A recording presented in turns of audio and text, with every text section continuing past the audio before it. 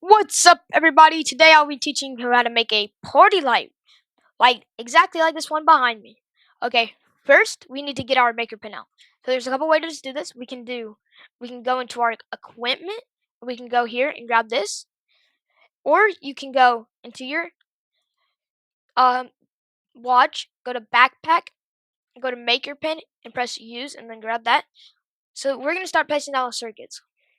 There's a couple circuits we need. We need an instance, get life time, just like this one right here.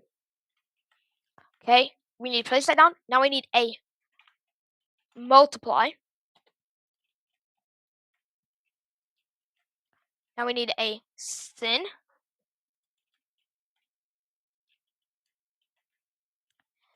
Absolute value.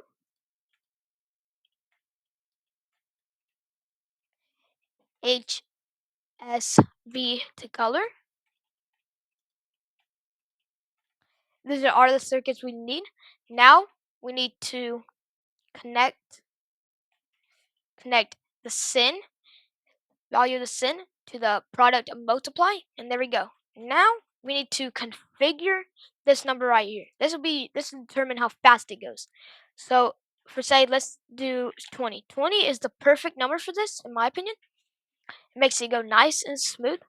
Now HSV to color, I'm gonna set this to 2.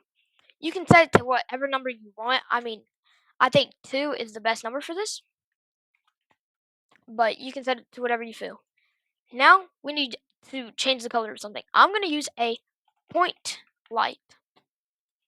Like point light's perfect for this.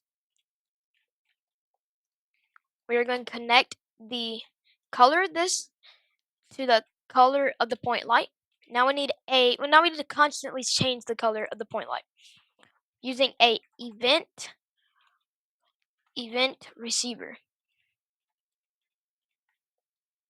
Okay, we need to configure this event receiver to say update 30 hertz.